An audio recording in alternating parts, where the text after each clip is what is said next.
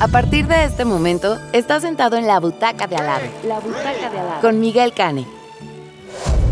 Hola, ¿qué tal? Buenas tardes, buenas noches o buenos días, según sea el momento en el que ustedes estén sintonizando este podcast, La Butaca de Al Lado. Yo soy su monstruo estrella, Miguel Cane, y esta es una emisión especial de La Butaca porque no voy a tener invitado. Esta vez me lo voy a aventar yo solito porque vamos a hablar de uno de los capítulos más fascinantes y trascendentes en la historia del cine mexicano y también internacional, y vamos a rendir un mínimo homenaje a la más grande estrella que quedaba en el firmamento mexicano, que se acaba de extinguir, acaba de iniciar su viaje al cosmos la semana pasada, la gran Silvia Pinal, que falleció el 28 de noviembre, y a modo de homenaje vamos a hablar en esta emisión de los 3 sacrilegios que cometió Silvia Pinal de la mano de Luis Buñuel en el cine nacional.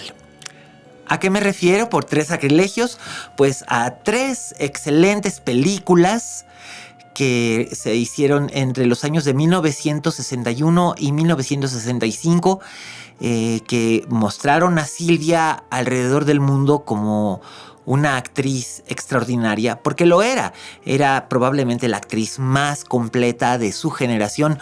Lo mismo cantaba, bailaba, interpretaba y además fue una gran vedette, fue una actriz dramática sin par, una excelente comediante, una productora con mucha visión, una mujer dedicada completamente al espectáculo, y no creo que exista en México otra actriz que pueda compararse con ella, ni ahora ni a futuro. Realmente Silvia Pinal fue única y fue un verdadero fenómeno que solamente ocurre una vez en la vida.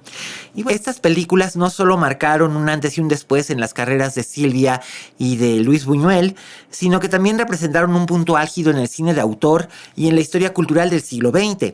Silvia Pinal nació en Guaymas, Sonora, en 1931, ostensiblemente en 1931, aunque algunas fuentes han citado 1929, y ella misma llegó a un punto en el que ya no sabía si era 1929 o 1931, porque pertenecía a la generación en la que se quitaban la edad las actrices. No existía tanta información como ahora para saber exactamente qué edad tenían, y ella mantuvo siempre esta mística, ¿no?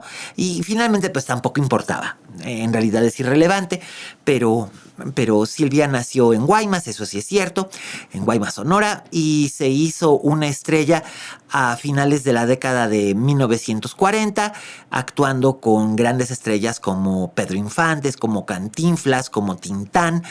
Definitivamente tuvo una carrera sumamente versátil.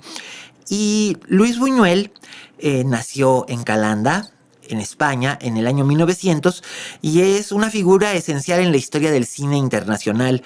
Un provocador por naturaleza, fue profundamente marcado por su educación jesuita, algo que le infundió una relación de amor-odio con la religión, la moral burguesa y las estructuras de poder. La famosa frase "soy ateo, gracias a Dios" se le atribuye a don Luis.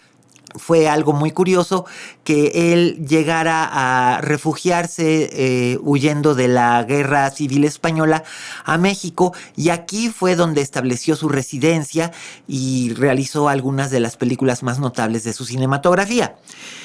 Buñuel era un ateo confeso, como señalaba yo antes, y era una persona muy irónica y con un sentido del humor muy ácido.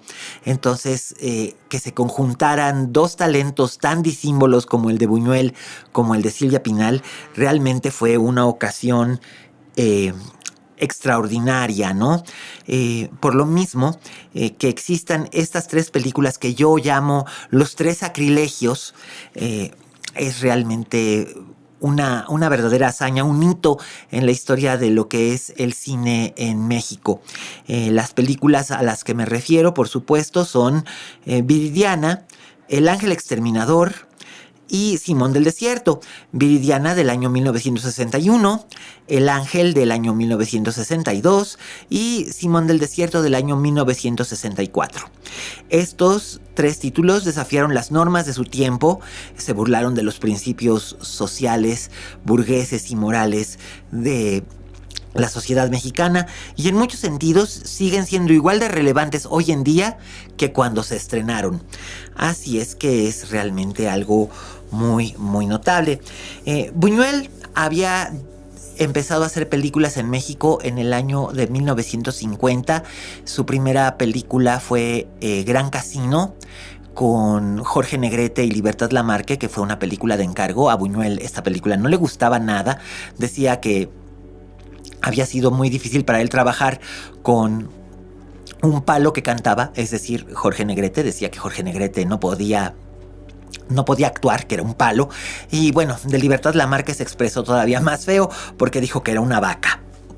Así lo dijo, pero la película de todos modos tiene su seguimiento de culto. Después seguirían otras cintas como El Gran Calavera, que a lo mejor ustedes la conocen o la recordarán como la base de una película que se hizo hace unos años que se llama Nosotros los Nobles, que es una nueva versión de El Gran Calavera, y que fue la película que lanzó a la fama a Luis Gerardo Méndez, y que a mí personalmente no me gusta esa película, pero que toma la misma trama argumental de El Gran Calavera. También hizo películas muy notables como Él, que es una metáfora acerca de la obsesión celosa de un hombre al punto de que tiene celos hasta de Dios, que era interpretado por Arturo de Córdoba, y la magistral Ensayo de un crimen, basada en la novela de Rodolfo Usigli, con Ernesto Alonso, Miroslava y Rita Macedo, una película que además es una de las primeras películas que muestra un aspecto desconocido para entonces en las pantallas mexicanas de la Ciudad de México. Muestra una Ciudad de México más cosmopolita, más elegante de lo que habitualmente se solía mostrar. El cine de oro de la llamada época de oro del cine mexicano estaba como que más enfocado en el agro, en la vida rural, en la vida bucólica o en la familia de clase media. Así que el que tratara sobre gente decadente de la clase burguesa fue un poco impactante. Y bueno, en el año de 1959 se conocieron Silvia Pinal y Luis Buñuel. Ella ya era una estrella consolidada en México, había trabajado con directores como Roberto Gabaldón, como Emilio Fernández, ya era muy muy conocida. Y bueno, Luis Buñuel había hecho películas que habían sido escandalosas en Europa, como Un Chien Andalou, que hizo en colaboración con Salvador Dalí, o La Edad de Oro, y había hecho mucho cine comercial en México. Las ya anteriormente mencionadas, El Gran Calavera y Ensayo de un crimen. También había hecho Abismos de pasión, la ilusión viaja en tranvía, Susana, Carne o demonio. Vamos, tenía una cinematografía muy amplia y era un director muy respetado. Silvia tenía una reputación intachable como actriz de talento, belleza y carácter, porque era muy bonita y era muy agradable, pero Silvia no se dejaba de nadie. Era una mujer independiente, era una mujer que hizo... Yo suelo decir que Silvia Pinal hizo lo que ningún hombre de su generación se atrevió a hacer, y lo sostengo porque realmente llegó más lejos que cualquiera de las actrices de su generación o de la generación anterior. Probablemente no fue tan conocida o reconocida en su momento como María Félix y Dolores del Río, pero creo que era una mucho mejor actriz que María Félix y que Dolores del Río, simplemente por su versatilidad. Ella misma reconocía que había actrices con mucho más talento dramático que ella. Un ejemplo claro de esto es Rita Macedo, que era una actriz efectivamente mucho más lograda que Silvia, pero Silvia era mucho más completa y mucho más versátil porque podía hacer muchas más cosas. Y entre esas cosas estaba el que ella siempre estuvo interesada en producir proyectos que le interesaran a ella, no solamente en un aspecto comercial, para poder ganar dinero y sostener a su familia. Finalmente no olvidemos que Silvia fue el pilar de una familia muy importante, sino que también quería demostrar que no solamente era una cara bonita o un cuerpo excepcional. En 1959 Silvia se casa con Gustavo Alatriste, un empresario que era conocido porque tenía una cadena de comercios dedicados a los muebles y el diseño interior, y también tenía revistas y algunos medios de comunicación impresos. Entonces, bueno, el matrimonio entre ella y este empresario fue mutuamente benéfico para ambos en muchos aspectos, aparte de que estaban locos de amor el uno por el otro. Y tan locos de amor estaban que Gustavo Alatriste le dijo a Silvia que le pidiera lo que ella quisiera, lo que ella más quisiera, y que él le concedería su deseo. Y este deseo que tenía Silvia era hacer una película con Luis Buñuel. Ella ya era una gran admiradora del trabajo de Buñuel. Ella sabía muy bien quién era él, qué hacía, todo. Entonces le dijo a Gustavo Alatriste: yo quiero hacer una película con Don Luis. Y pues tarde se le hacía al otro para irle a cumplir el capricho a su señora, ¿verdad? Entonces, pues Gustavo Alatriste invitó a comer a Luis Buñuel y lo invitó a comer al restaurante Bellinghausen, que se encuentra todavía en la Colonia Juárez, en la Ciudad de México.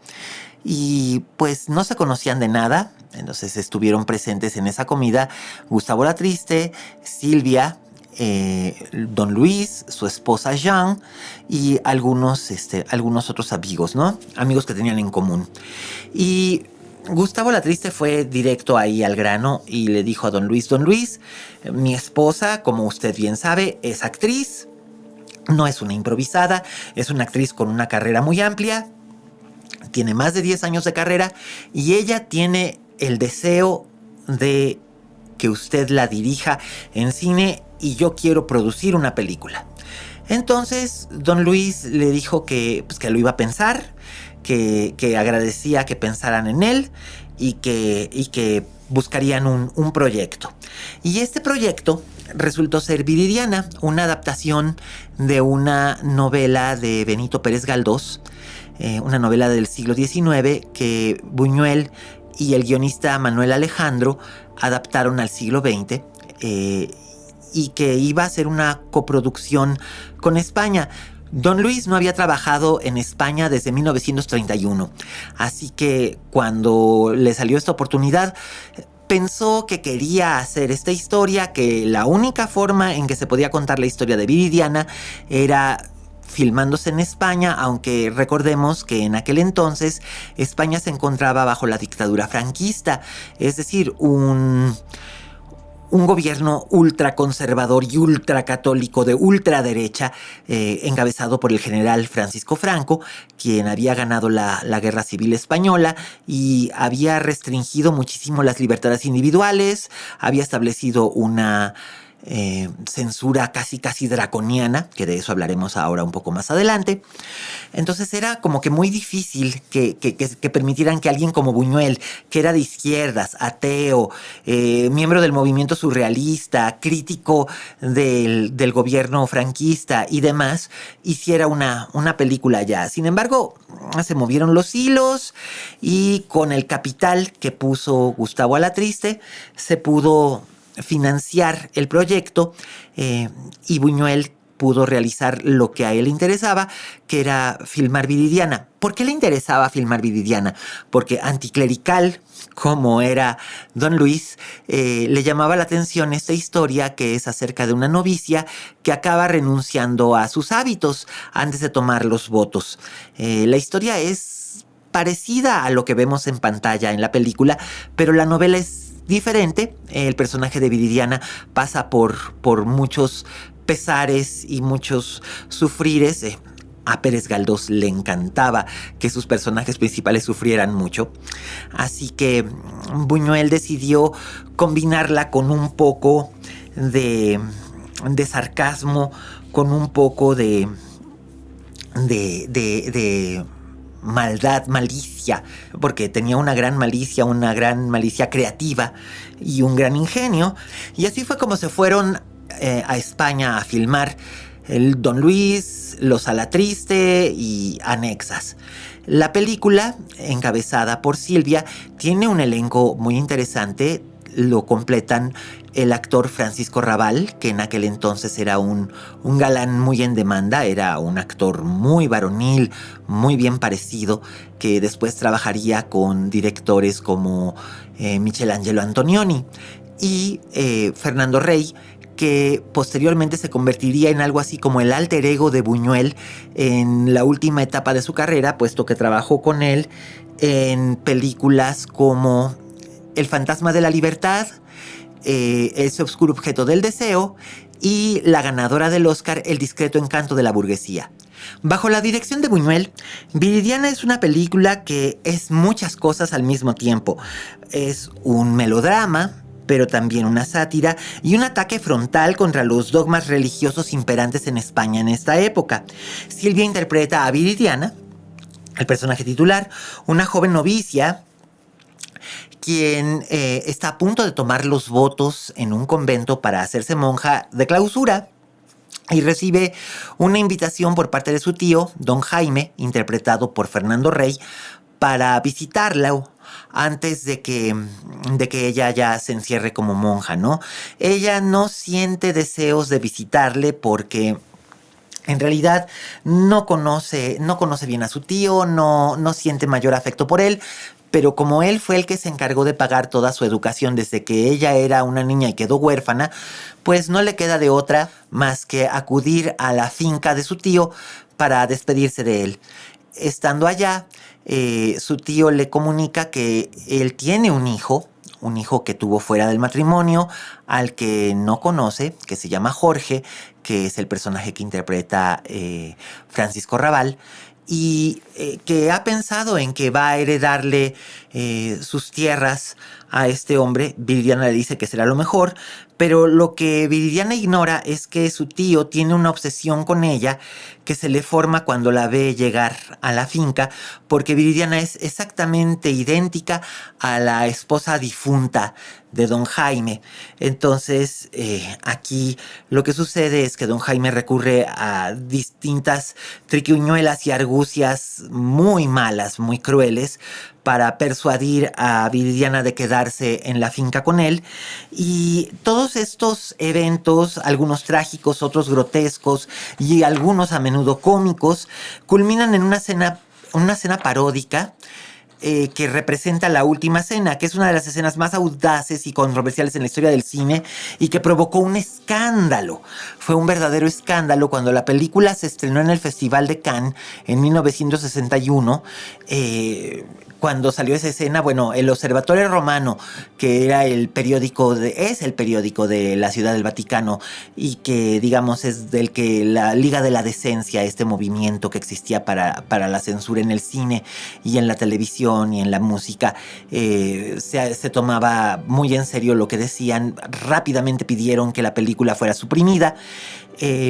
Entonces, después de que la película gana la Palma de Oro y que es un exitazo, la película no puede volver a España porque se ordena que se destruyan todas las copias. Y aquí viene una anécdota que ahora que recién murió Silvia se ha contado muchas veces, pero es verdad.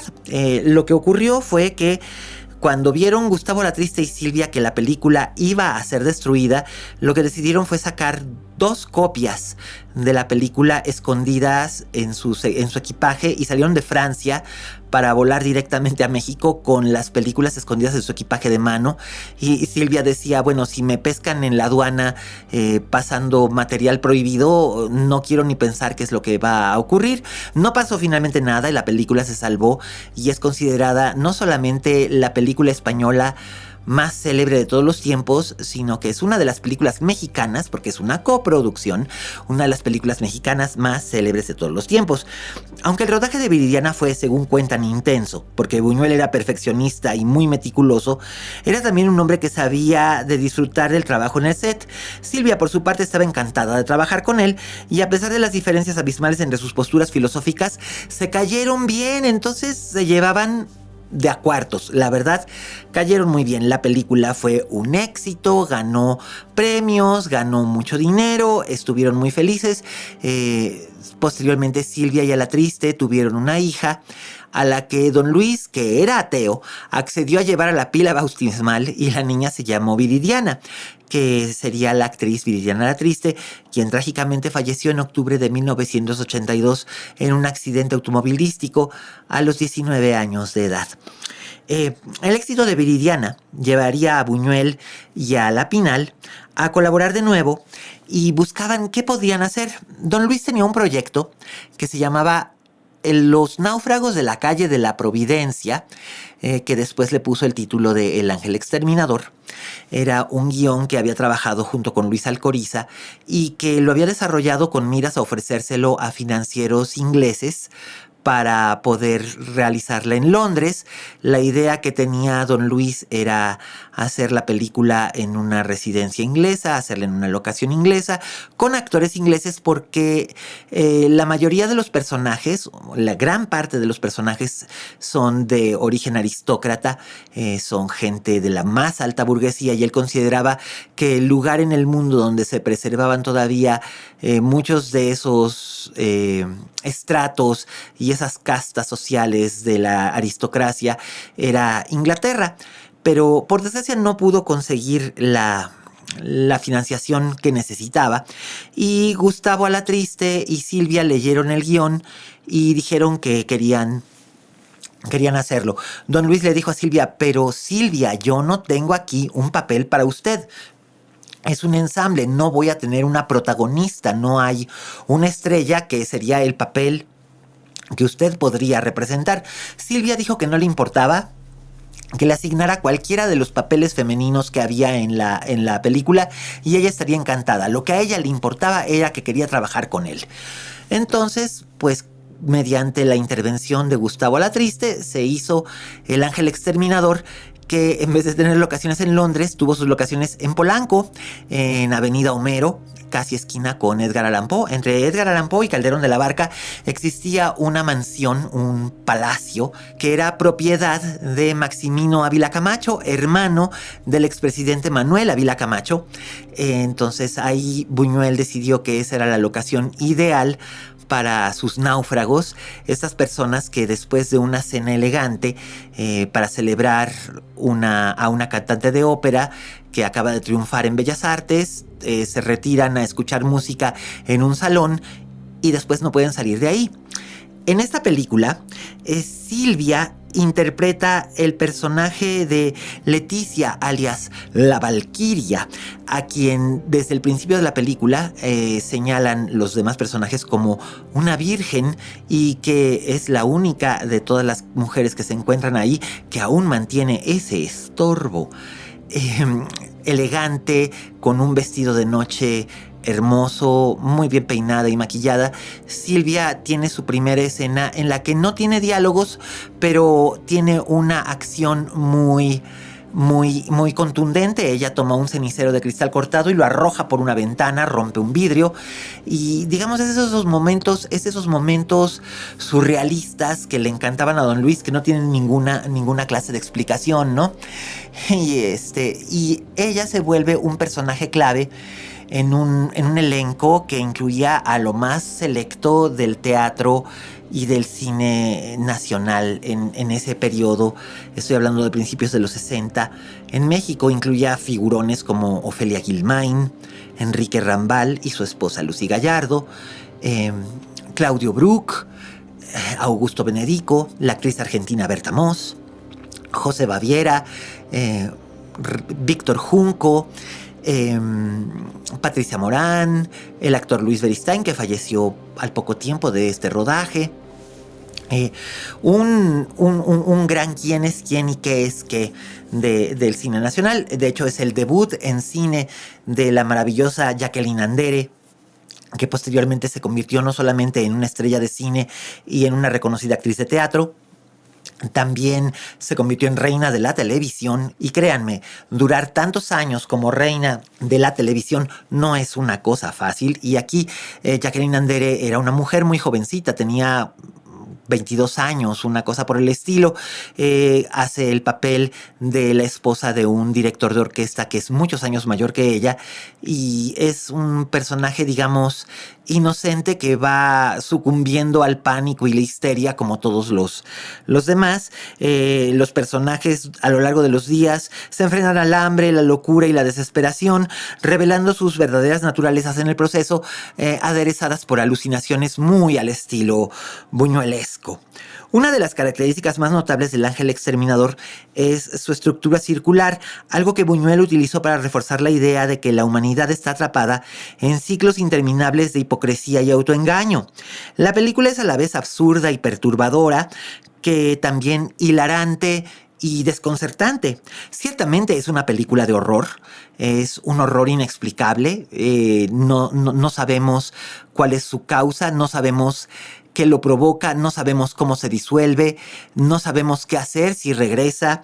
Y Silvia comentó que hacer esta película fue muy agotador porque tenían que llegar a los estudios Churubusco, donde se hicieron los interiores, y tenían que ensuciarse para poder continuar en secuencia. Entonces tenían que, las maquillistas tenían que frotarles miel y luego les tenían que frotar tierra de macetas para que se vieran sucios y se vieran desagradables, y en lugar de ponerlos guapos tenían que ponerlos cada vez más astrosos, y era cansado, y había tomas que eran muy largas y se tenían que repetir desde distintos ángulos, pero que era tremendamente satisfactorio.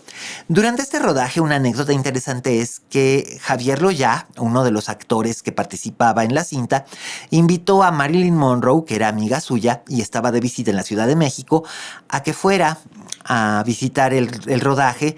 Entonces ese día se cortó temprano y se invitó a comer a Marilyn Monroe, convivió con parte del elenco, iba acompañada de José Bolaños, que en ese entonces era un fotógrafo y un publirelacionista que tenía deseos de ser director de cine, y en 1966 él dirigió la última película que hicieron juntos Gustavo Alatriste y Silvia Pinal como mancuerna, que fue La Soldadera, un drama ambientado en la Revolución Mexicana, muy duro, muy muy impresionante. Pero en esa ocasión pues todo fue festejo con Marilyn Monroe, que se puso hasta las manitas con tequila, y, porque la fiesta fue en casa del Indio Fernández allá en Coyoacán, y bueno, unos meses más tarde Marilyn Monroe estaba muerta. El Ángel Exterminador no tuvo un estreno comercial como el de Viridiana. Por múltiples razones no encontraban manera de distribuirla. Los distribuidores y los exhibidores no sabían qué pensar de ella, porque la película es muy extraña, no tiene un final muy definitivo ni concluyente, es muy extraña, tiene secuencias inexplicables, y por lo mismo no tuvo una exhibición hasta 1966, si bien entre 1962 y 1966 se exhibió en festivales y tuvo funciones privadas en la Ciudad de México en distintas residencias de gente pudiente que podían pagar para poder llevar una copia de la película y poder verla, y de ese modo fue que recuperó algo de dinero Gustavo Alatriste, aunque no fue suficiente, por lo que en 1964, cuando hicieron Simón del Desierto, es más breve que las otras dos películas, porque este Sacrilegio, que probablemente es también la más controversial, porque en ella Silvia Pinal aparece haciendo desnudo frontal, y lo hizo valiente y sin temer absolutamente a nada. A la película no alcanzó el dinero para hacerla un largometraje, entonces quedó en un mediometraje. La película dura 45 minutos, pero son 45 minutos que no tienen desperdicio. En esta película, inspirada en la historia de Simón el Estilita, un profeta que vivía aislado, un asceta que vivía aislado en el desierto, Silvia interpreta una encarnación del diablo en distintas manifestaciones. Primero aparece como una niñita inocente vestida de marinerito, pero después se quita las medias y por supuesto vemos que de inocente nada. Y posteriormente sale disfrazada del propio Jesús. Se quita la bata y resulta ser que tiene un cuerpo de mujer impresionante, que era Silvia. Y la película tiene distintas metáforas que tratan acerca del intento del diablo por corromper la fe inquebrantable de Simón, que es el personaje que interpreta el magnífico Claudio Brook. La película tiene una secuencia climática memorable y en la que Silvia, como el diablo, lleva a Simón al presente, el año 1964, a un club nocturno de la época actual y lo invita a bailar twist. Y ese es como que el gran impacto, ¿no? Para darse cuenta Simón de que el futuro que él estaba esperando, la vuelta del Señor, en realidad no hay tal. El futuro es completamente nihilista. Y esto resultó también sumamente controversial. La película volvió a tener gran éxito en el circuito de festivales y en Europa, pero en México no se exhibió comercialmente nunca. Fue algo en lo que perdió dinero a la triste y fue algo que dejó no muy satisfecho a Luis Buñuel, pero Silvia estaba encantada y quería hacer otra película con Buñuel. Ella ya había tenido el plan de hacer con él El diario de una recamarera en Francia, que fue la primera película que hizo Luis Buñuel en Francia en la década de los 60. Pero por distintas razones, entre ellas que Silvia no hablaba francés y don Luis no quería que la doblaran, el papel finalmente lo acabó haciendo Jean Moreau, cosa que a Silvia le molestó mucho y todavía decía, años después decía, pinche vieja, me robó mi película. El diario de una recamarera no tuvo mucho éxito comercial como lo tendría después Belle de Jour. Pero Buñuel y Silvia tuvieron ganas de volver a colaborar. Por desgracia ya no se pudo dar, pero siguieron siendo muy, muy, muy buenos amigos por el resto de la vida del director, que falleció aquí en México en 1983. Y en retrospectiva, estos tres sacrilegios cinematográficos no solo representan el pináculo de la colaboración entre estos dos figurones, ¿no? Sino también un momento crucial en el cine mundial, ya que cada una a su manera desafía las normas de su tiempo y siguen siendo algo de lo que se sigue hablando. La gente las ve y tiene conversaciones al respecto, siguen generando curiosidad, siguen generando comentarios, estudios, análisis, críticos y directores siguen refiriéndose a ellas. Principalmente El Ángel Exterminador es probablemente la que tiene más referencias, porque lo mismo hemos visto alusiones a El Ángel Exterminador en series como BoJack Horseman, la serie animada en Netflix. Hay un capítulo que es básicamente una recreación del Ángel Exterminador. Hay ensayos, hay libros que buscan explicar ciertas cosas, ¿no? Hay algo muy, muy curioso en esta colaboración, sin embargo, que me llama la atención.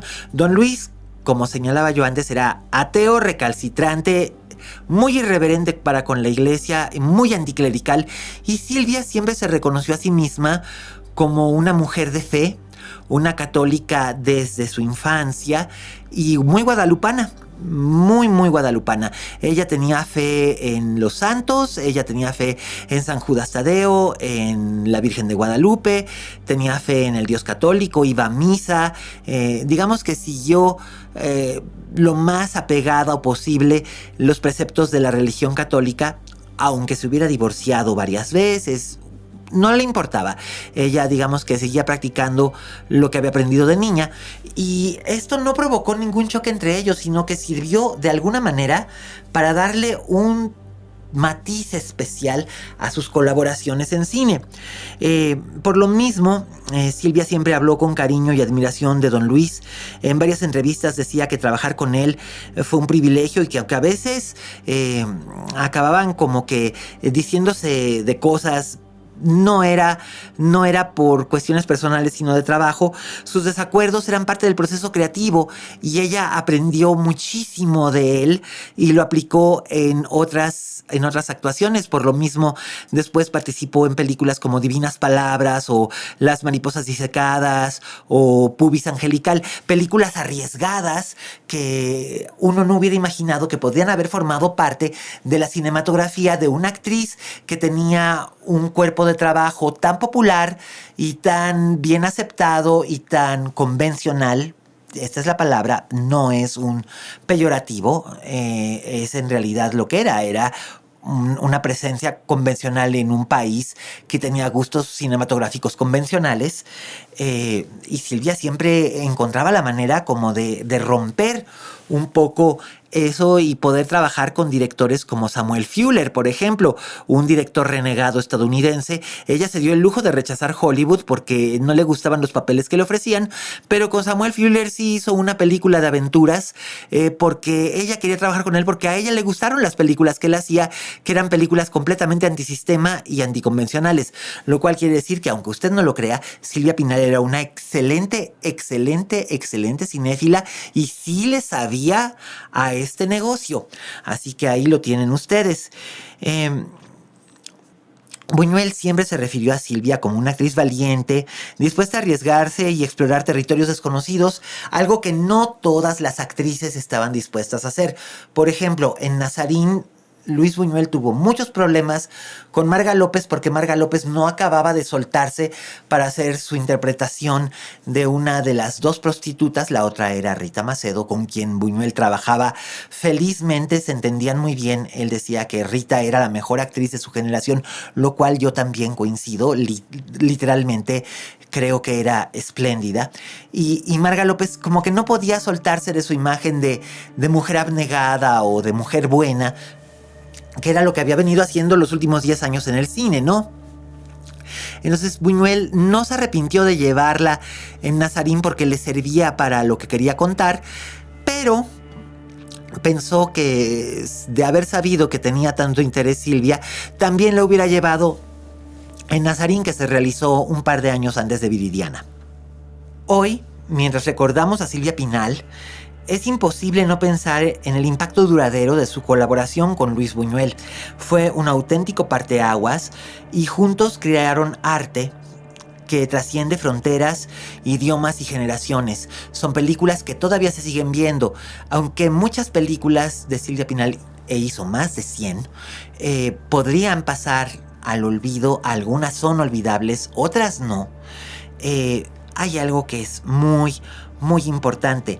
Las películas que hizo con Buñuel son piezas únicas, son algo que es irrepetible. No hay manera de volverlas a hacer y que queden en ese nivel, aún con las limitaciones de recursos económicos que tenía el director para trabajar. Esto, en un mundo donde el cine se ve reducido a fórmulas y clichés, estos tres sacrilegios nos recuerdan que el verdadero arte es en última instancia un acto de valentía, de rebelión, un desafío a las normas para ir más allá. Y Silvia Pinal no tuvo miedo nunca de nada para lanzarse y hacer algo sencillamente extraordinario. Mucha gente de nuevas generaciones solamente asocia a Silvia Pinal con su serie de televisión Mujer, Casos de la Vida Real, que se transmitió durante 20 años por televisión abierta, entre 1986 y 2006. 2006 fue cuando dejó de transmitirse Mujer, Casos de la Vida Real. De hecho, se convirtió en un meme de internet. Pero no hay que olvidar también que este programa surgió como dos cosas que quería hacer Silvia, que fue la primera mujer productora en Televisa. Ella producía sus propios programas de comedia de situación, sus programas de variedades, y produjo telenovelas también. Y luego produjo este programa que tenía dos vertientes. Uno, que fuera siempre un escenario para actrices mexicanas de las más diversas edades y características. Y por otra parte también un foro social en el que se abordaran temas que eran importantes como la violencia doméstica, la violación, el aborto, todo desde un punto de vista muy objetivo, no condenando a las mujeres por lo que tenían que hacer, que la verdad es algo que a la gente se le ha olvidado, pero que yo creo que es importante rescatar este objetivo que tenía Silvia Pinal. Hoy Silvia Pinal forma parte del cosmos. No volverá, como dije al inicio de este programa, a ver otra actriz como ella. Y creo que es maravilloso que haya dejado este legado de la mano de Luis Buñuel, para que recordemos siempre que Silvia Pinal era una de las más grandes y la última gran estrella que hubo en el cine mexicano. Muchísimas gracias por acompañarme. Esta fue una producción de Fluxus. Nos escuchamos la próxima semana. Yo soy Miguel Cane. Esta es La Butaca de Al Lado. Y recuerden, como dijo la Betty Davis, en este negocio, si no tienes fama de monstruo, no eres una estrella. Hasta la próxima.